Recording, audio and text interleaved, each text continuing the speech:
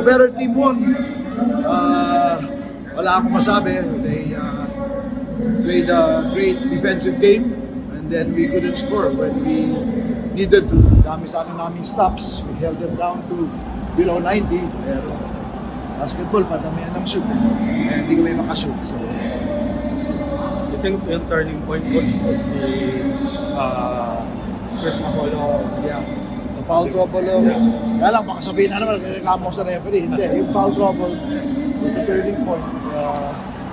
And also not having Jason. And then, not 100% sure.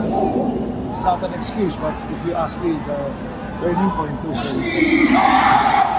Ano ba papunta dito? Sa party?